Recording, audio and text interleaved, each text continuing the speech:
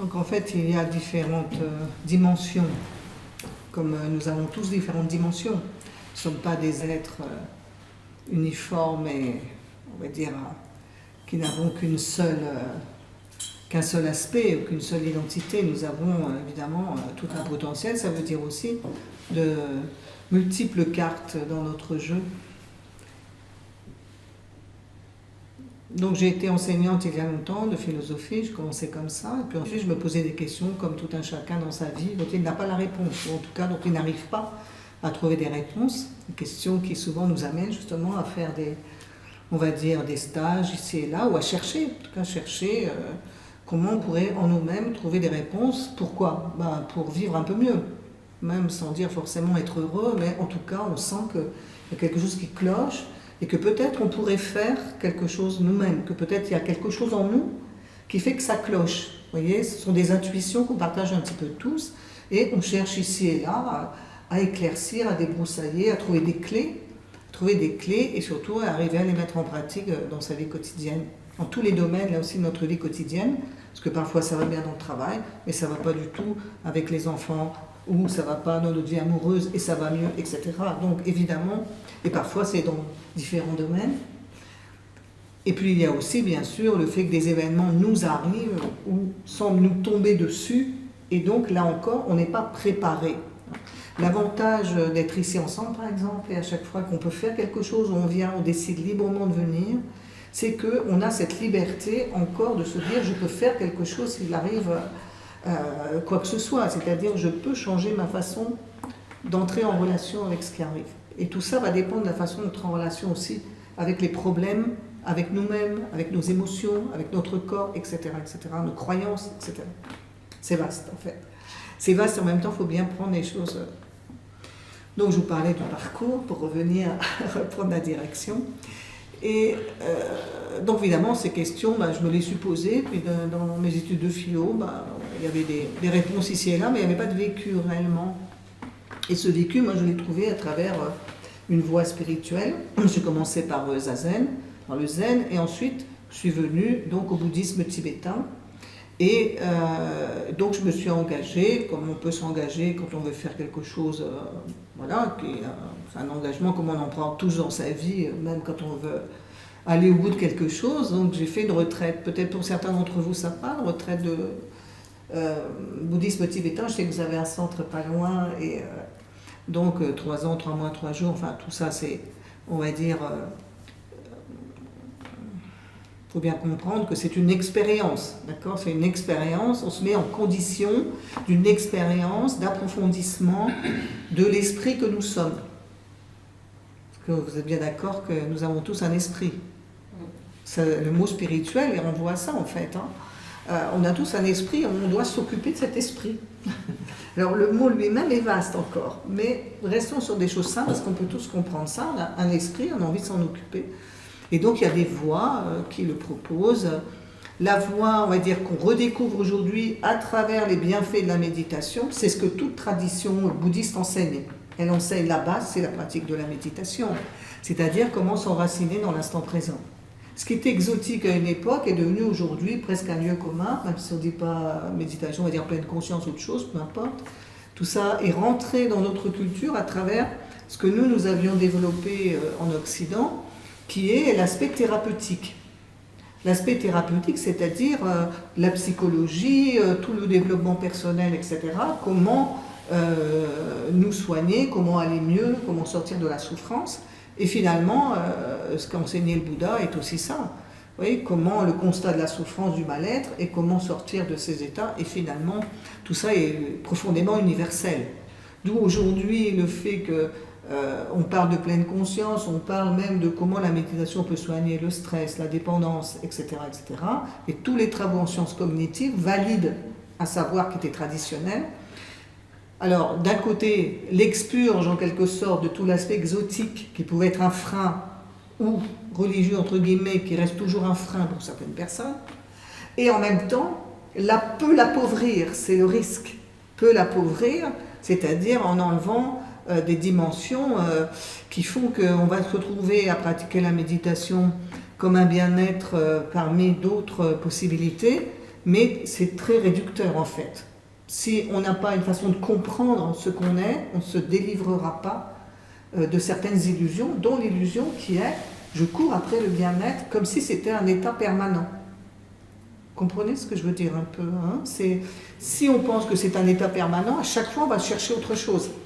Oui, jusqu'au moment où on se dit mais peut-être que c'est pas ça, peut-être que finalement il y a une autre façon d'envisager ce que j'appelle peut-être déjà aller mieux, c'est peut-être déjà plus près de moi, plus proche, plus simple, et nous pouvons accepter d'être imparfaits même. Il y a une psychologue qui a dit je ne suis pas parfaite, tu n'es pas parfait, c'est parfait. Donc ça veut dire que là encore nous devons parfois remettre en question des idéaux qui sont certainement les obstacles les plus grands finalement à l'intégration de tout ce que nous apprenons. Parce que quand on a un idéal, on est comme un héros en bas de la montagne, en cristal, on veut aller là-haut, et puis on glisse, à chaque fois on retombe. Et on retombe d'autant plus qu'on est monté presque haut, et on retombe. Donc vous voyez, il y a dans tout cheminement aussi de notre vie finalement, tous nos questionnements. Donc il y a des aspirations profondes que nous avons tous à aller vers ce qui est mieux, moins problématique, moins conflictuel. Et en même temps, nous devons nous méfier des illusions qui sont aussi en nous. Hein. Donc on a forcément un travail à faire qui est celui de regarder à l'intérieur, ce qu'on appelle tourner son regard à l'intérieur. En fait, le mot bouddhisme n'existe pas, c'est un mot qui a été inventé par des occidentaux pour rendre compte d'une expérience qui est tourner son regard à l'intérieur. C'est ça que ça veut dire. Et ça, tout le monde peut le faire, ce n'est pas... Donc dans ce cheminement, donc à la sortie de la retraite, bien sûr on peut enseigner traditionnellement le dharma, mais on peut aussi se questionner, donc surtout en Occident, sur faire des passerelles intelligentes pour donner le meilleur, oui, et éviter les mauvaises compréhensions et donc les mauvaises intégrations aussi. Parce que malheureusement, ça existe aussi ça, de développer encore plus, comme on disait, de fascination, ou de nous couper encore plus de l'instant présent finalement. Et dans l'instant présent, c'est comme quand on dit qu'est-ce que l'instant présent, alors on pourrait penser que c'est un instant comme une parenthèse où il n'y a rien dedans. Mais non, c'est pas un instant où il n'y a rien dedans. Oui, on peut pas. Donc qu'est-ce que c'est que tout ça? Les mots semblent simples, mais il faut toujours les éclaircir. Il faut toujours pouvoir en parler aussi de différentes façons. Donc, en fait, moi, ce que j'essaie d'apporter, c'est des traductions permanentes, après mon expérience maintenant, trentaine d'années passées, donc de l'enseignement de la méditation, et en même temps, donc, moi, de mon propre parcours, comme je dis souvent, quand des personnes venaient en entretien, et de quoi parlaient-elles, en fait, en entretien, même de pratique? Elles parlaient de leur vie. Oui. Elles disaient, est-ce que je peux parler de ça? Est-ce que c'est la méditation de parler de... Alors, donc il faut dans sa besace d'autres moyens pour aider les personnes, c'est évident. Et moi-même, donc j'ai pu aussi constater que nous sommes des êtres complexes. La complexité, comment parler de Garmorin, ça veut dire, comme dans la vie, vous voyez bien, rien n'est tout blanc ni tout noir. C'est ça la complexité aussi. La complexité, c'est qu'on est un éventail, une palette, on va dire que cette palette, elle n'a rien d'uniforme, mais c'est comme l'harmonie, c'est quand tous ces aspects qui semblent disparates arrivent à s'unifier, ça donne de beaux accords. Hein, c'est ça. Une harmonie, c'est pas un son unique qui ferait toujours la même tonalité. Ça serait ennuyeux. Je dis ça parce que, par exemple, quand on va chercher à se connaître soi, qui suis-je, moi, qu'est-ce que soi, on va toujours avoir cette illusion qu'il faut être une unité, entité, id-entité. L'identité, hein, c'est un mot latin, id. Ça veut dire la même, le même. Une entité qui serait toujours la même. Alors, c'est comme sur la carte d'identité, ou la gêne que nous avons parfois quand on doit dire qui on est. On a ce moment de flou intéressant. Il faut se caler sur qu'est-ce que... Sentez ça, on a tout ça. Qu'est-ce qu'on cherche? Ça aussi, c'est une expérience intéressante. Parce que finalement, selon les contextes, on va présenter peut-être telle identité, mais en tout cas, on sait qu'on n'est pas réduit à cet aspect. On n'est pas que son nom, on n'est pas que son métier, on n'est pas que ça. Et ça, on va dire, dans la pratique de la méditation ou de l'instant présent, c'est-à-dire du fait de s'enraciner dans l'instant présent, on va découvrir justement qu'est-ce qu'on est quand on n'est plus identifié à tout ce que les autres aussi nous renvoient et tout ce qu'on croit être. Qu'est-ce qu'on est quand on n'est pas identifié à son nom, identifié à son passé, identifié à ses blessures, identifié à sa famille, et en même temps, qui on est quand on n'est pas ça, mais en même temps, qui on est aussi après avoir su que je n'étais pas tout ça, comment je vis le fait de réintégrer, le fait d'être une mère de famille, quelqu'un qui enseigne, de m'appeler un tel. Vous voyez, il y a toujours un aller-retour inévitable. Ouais. Comme on respire. J'inspire, je reviens vers moi, j'expire, je vais vers les autres. Si j'étais tout le temps en train d'expirer vers les autres, c'est fatigant en fait. Comme ça qu'on se fatigue. Ouais.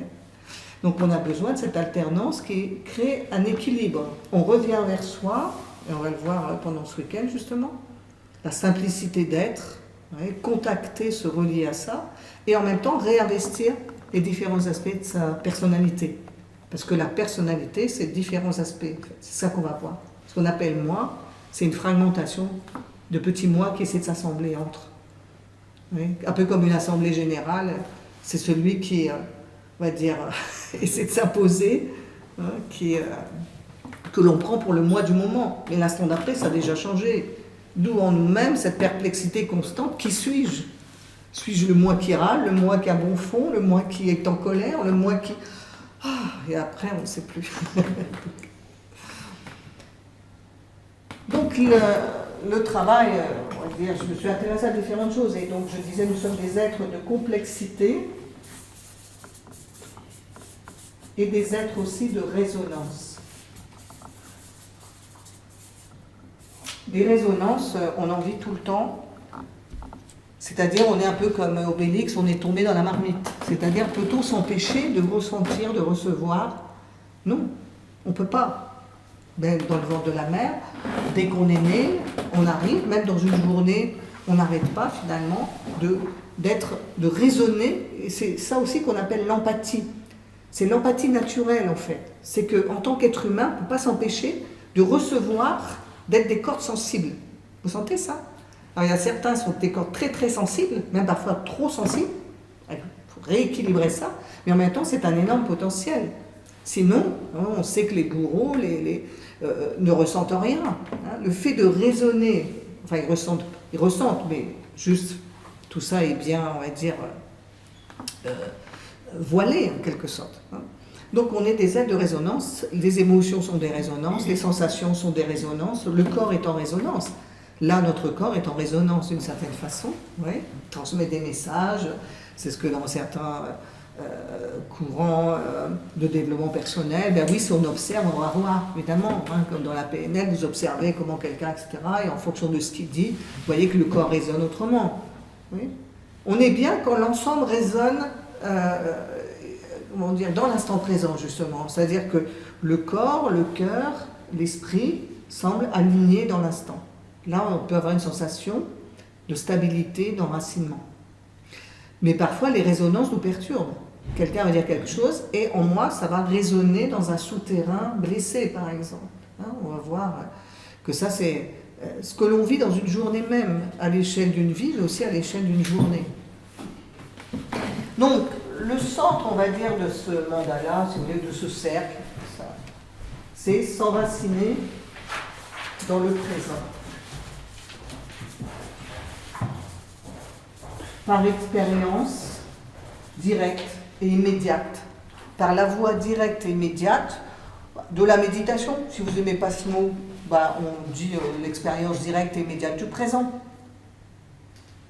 Hein, ce sont des expériences qui n'ont aucune connotation en elles-mêmes. On a retrouvé, on va dire, les plus anciennes statues, je ne sais plus de quand ça date, on avait vu ça, on a retrouvé des personnes en train de méditer, au-delà de tout courant, on va dire, spécifique. Donc s'enraciner dans l'instant c'est la base, en fait, parce que c'est ce dont on a le plus besoin.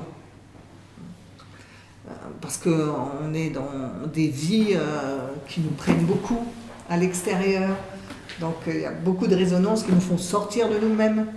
On a des pressions, des tensions, de l'agitation, beaucoup d'agitation. Et ça va être le moyen, on va le voir, de se relier à l'esprit que nous sommes au-delà de toutes les identifications possibles. Ouais.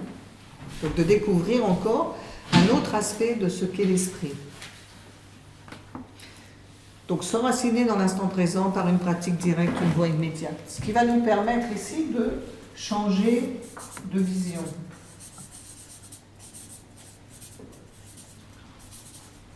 Changer de vision, ça veut dire comprendre différemment, voir autrement. Par l'expérience, nous allons voir autrement. Et en voyant autrement, nous entrerons avec cette nouvelle vision dans l'expérience à nouveau. Il y a des allers-retours en fait. Ouais. Dans la vie, lorsque nous voulons, quoi que ce soit que nous voulions faire, il nous est toujours demandé d'avoir une vision. Ouais. Les enfants, qu'est-ce que tu vas faire l'an prochain? C'est quoi ta vision? Les jeunes qui sortent de mon emploi, alors c'est quoi votre nouvelle vision? Bon, mais tout le monde nous laisse comme ça. Maintenant, comment faire avoir une nouvelle vision? Alors qu'on a l'impression que, justement, on n'a plus de vision, on n'a pas de vision. Vous voyez, la vision, ça peut être, je n'ai plus de vision. Pas de futur, il n'y a plus d'avenir, etc. Donc là, évidemment, souvent, l'existence perd son sens. On ne sait plus comment faire pour, à nouveau, finalement, ouvrir. Parce que la vision, c'est quand même avoir un horizon. Hein, vous êtes d'accord? C'est pouvoir avoir un horizon. Et des fois, cet horizon, on le perd comme ça pour presque rien. C'est ça qui est parfois alarmant. Hein, parfois, un rien nous démobilise. C'est tous les effets un peu dépressifs actuels. Bien sûr, parce qu'on reçoit beaucoup de résonances collectives aussi. Hein, vous sentez ça. Hein, qu'on ait des aides traversées aussi. On le verra. Par ce qui est collectif, dont l'inconscient collectif, s'il faut parler comme ça, et bien d'autres champs encore de force nous traversent. C'est la complexité. Donc on est des aides de résonance et traversés par différents champs de force. Donc changer de vision. Et puis une fois qu'on essaie de s'enraciner dans l'instant présent, changer de vision, on s'aperçoit qu'il y a quand même des blocages et des limitations, parce qu'il y a quand même des blessures. Il y a des blessures qui appartiennent finalement aux différents systèmes auxquels nous sommes reliés. Les différents systèmes, c'est le premier système, on va dire, le plus évident, c'est la famille. Nous sommes arrivés dans une famille, et dans cette famille, il y avait une certaine, on pourrait dire ça, déjà une certaine configuration. Et donc, déjà, est-ce que vous étiez bienvenus, malvenus, etc. Enfin bref. Là encore, il y a beaucoup de choses. Hein. Mais on peut s'apercevoir qu'il n'y a pas que la famille, il y a aussi les ancêtres. Jusqu'à 7 générations, vous pouvez être influencés. Ça s'appelle l'interdépendance, c'est moi comme ça que je l'appelle, l'interdépendance transgénérationnelle. Hein. D'où, ici, on travaille les constellations, par exemple, ou des mini-constellations parfois. Parce qu'en nous-mêmes aussi, nous sommes une constellation. Ouais. On est bien quand les choses sont bien placées. Une constellation, c'est chaque chose est bien placée dans l'espace, c'est clair, c'est net, et ça donne une certaine harmonie, là encore, une certaine sérénité. En nous, ça ne va pas quand c'est confus, chaotique, quand plein de choses finissent par se mélanger. Hein. Donc les constellations, donc travailler sur les blessures des systèmes, parce que dans l'instant présent, on s'aperçoit que même si on veut être dans l'instant présent, si on veut être ouvert, même on y arrive là, et puis dès qu'on remet ses chaussures, qu'on repart, on est repris à nouveau, et parfois même comme dans des prisons. Hein, vous savez, vous avez fait un stage, vous êtes persuadé, ça y est, puis vous rentrez chez vous et vous avez ouvert la porte et tout s'est remis. C'est un peu comme de l'ostéopathie. On fait de l'ostéopathie de l'âme, c'est subtil. Et après, il ne faut pas bouger, il ne faut pas toucher ça. Il suffit que vous rentriez, ça se remet mal, on va dire. Hein, l'énergie, la nouvelle énergie n'a pas réussi encore à tracer son chemin. Donc c'est pourquoi il faut un peu de temps. J'invite les personnes vraiment, parce que c'est ma propre expérience et j'y crois profondément à ça, c'est qu'il faut être persévérant pour tracer de nouvelles connexions neuronales, de nouveaux bienfaits. Il faut du temps, vous voyez, donc, mais de l'entraînement. Il faut s'entraîner, mais s'entraîner, finalement, c'est ce que l'on fait, ça s'appelle vivre. Hein. Si la vie est un entraînement, alors ça devient déjà plus intéressant. Donc, ici, avec les blessures des systèmes, on va travailler sur les constellations, avec les constellations, les mini-constellations. Et puis, une fois qu'on a travaillé sur ces blessures et qu'on a vu que, voilà, on pouvait en quelque sorte prendre conscience de certains liens qu'on n'avait pas vus. Parce qu'on a des points aveugles en fait.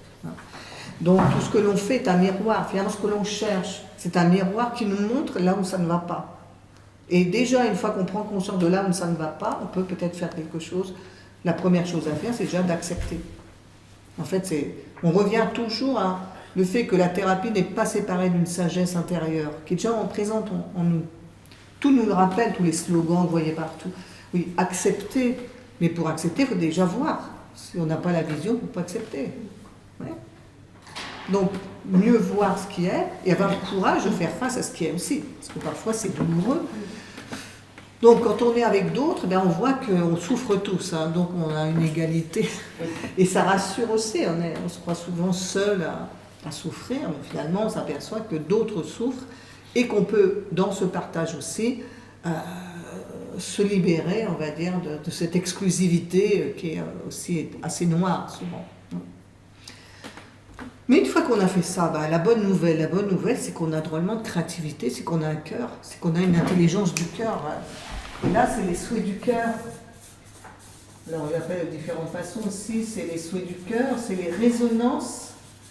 Vous voyez, quand on dit ça me parle, c'est le monde, je le développe avec les contes, les mythes et l'art, c'est la créativité, c'est le fait qu'il y a de la beauté dans la vie, c'est la réceptivité à la beauté. Finalement, la bonté n'est pas séparée de la beauté. Si on n'entend pas bonté de façon morale. Mais on apprécie, on accueille, on apprécie. En fait, ici, c'est j'apprécie la beauté de la vie. C'est l'art, mais c'est même être dans la nature, vous voyez, c'est la sensibilité du cœur en nous, qui est souvent étouffée par les blessures, par des croyances. Ici, on va travailler aussi, bien sûr, les croyances, les conditionnements, par des croyances qui recouvrent tout ça. Et donc après, on est coupé, divisé, on est coupé de ce sentiment que les choses sont belles, donc on devient souvent une sorcière ou une souillon, et ça c'est vrai en chacun d'entre nous. La sorcière, la souillon, qu'on soit un homme ou une femme, c'est ce qui va dire, mais de toute façon tu n'y arriveras pas, de toute façon on a déjà essayé, on a déjà tout essayé, il n'y a rien qui marche. Vous voyez, même dans les entreprises, il y a les souillons, les talentueurs, qui vont dire, c'est même pas la peine, vous voyez, c'est même pas la peine d'essayer. Donc c'est fini, finalement. Donc ici, on va réveiller en nous, comme la princesse des contes, par le baiser de la vie, c'est-à-dire on va réveiller de nouvelles énergies. On sait qu'on n'est pas limité, on va dire, qu'à ce qu'on croyait être jusqu'ici. Soudain, des personnes révèlent de nouveaux talents. Même quand vous fréquentez certaines personnes, vous sentez bien parce que ça résonne en vous dans ce que vous voulez aussi développer. C'est ça qui fait qu'on est bien avec quelqu'un parfois. C'est-à-dire, il nous rend plus grands, mais pas plus grands, il nous rend aussi grands que nous sommes. Jusqu'ici, on vivait tout petit, et peut-être chez nous, dans notre environnement, il reste petit, puis on verra aussi, c'est des blessures qui font qu'on veut appartenir. Pour appartenir à un milieu, par exemple, on va inconsciemment se comporter comme ce que le milieu attend de nous. Donc, dans un certain milieu, on doit être comme ça pour appartenir, par exemple, à la famille, on va être comme ça, mais peut-être que dans le fond, on n'est pas comme ça. Donc il va falloir accepter à un moment donné de grandir, donc de trahir entre guillemets, c'est-à-dire de prendre son autonomie, son envol, tout en respectant là d'où l'on vient, pour ne pas créer en nous à nouveau des souffrances, des scissions, etc. Donc ce moment est très important. Voilà. Là on était, vous voyez, à Bruxelles, où partout on regarde, on voit la beauté. C'est beau de s'émerveiller, c'est beau le merveilleux, vous voyez, parce qu'il est tout près de nous. En fait, on dit réenchanter le monde, on n'a pas à l'enchanter, il est déjà enchanté. C'est nous qui nous sommes coupés cet enchantement. Et on le retrouve quand on arrive justement dans l'instant présent à regarder, comme si on n'avait jamais vu finalement. C'est toujours la première fois qu'on voit. Il y a cette sensation de fraîcheur dans l'instant présent. Sinon, on devient un peu cynique, désabusé, comme on disait, donc les souillons, les sorcières, qui finalement souffrent. Qu'est-ce qui nous rend comme ça, même méchants, ou tous les aspects négatifs, on va dire, c'est de la souffrance. Donc la première chose à faire, c'est toujours d'aller regarder la souffrance. Oui, je te vois. Qu'est-ce que tu me dis? Et peut-être qu'on va trouver dans la souffrance, et même dans les pires aspects de soi-même, de bons conseils.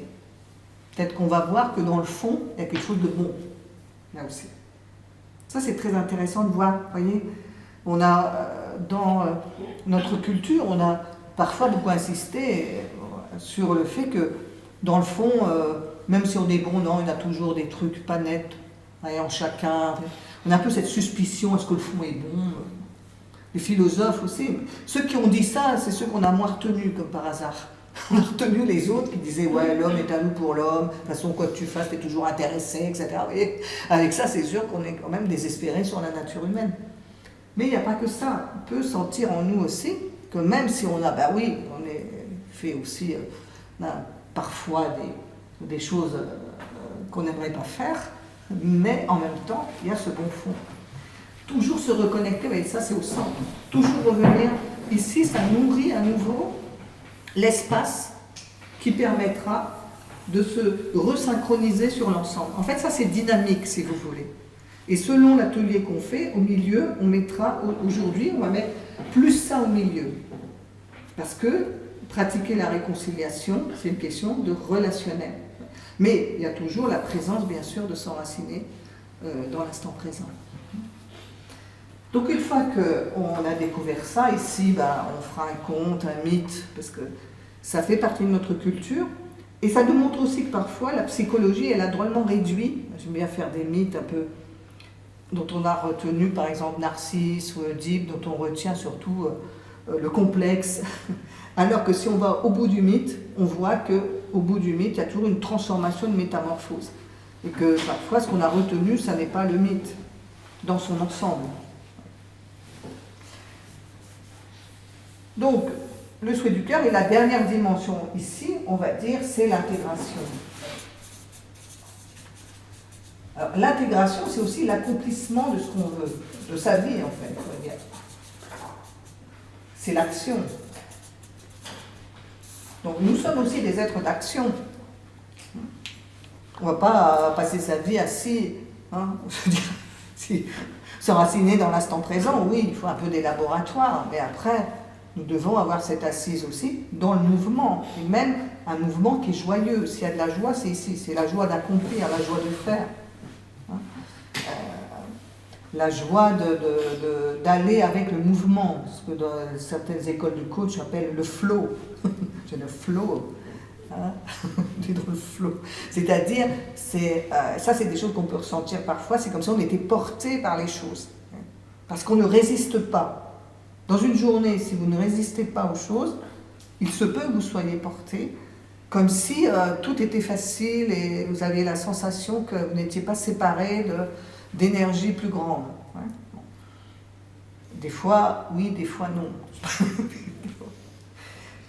Donc l'idée d'intégrer, c'est important, puisque comme je disais, dans les pratiques spirituelles, même dans le chemin spirituel, parfois les personnes séparaient vraiment un chemin spirituel d'une vie familiale, d'une vie... Donc c'est pour ça que je précise aussi que, ayant fait la retraite de 3 ans, même si on s'appelle lama, lama ça ne veut pas dire qu'on est moine, ni nonne. Moi je ne suis pas nonne, je ne ressemble pas non plus, je n'ai pas une tête de tibétaine, ni tibétain. Donc, alors c'est vrai qu'il y a des choses, les conventions, je les laisse tomber, pour permettre en même temps qu'il faut être clair sur son chemin, parce que c'est une garantie aussi, donc de dire d'où on vient, mais ça n'est pas ça qui est mis en avant. Parce que, voilà, moi ma vie, elle est... dans le quotidien avec les enfants, etc. Mais bien évidemment, on conçoit, le quotidien est toujours là. Là encore, c'est souvent des croyances de penser que parce qu'on vit à un tel endroit, il ne se passe rien. Dans toute communauté, il y a des conflits, il y a l'esprit humain qui est là. Oui, donc de toute façon, après, ce sont des choix de vie que l'on fait.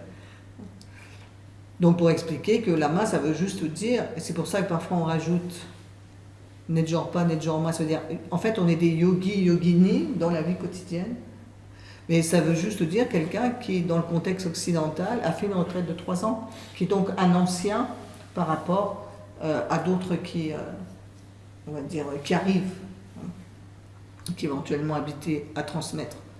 Mais bon, c'est pas l'essentiel, mais je veux quand même toujours bien expliquer clairement les choses.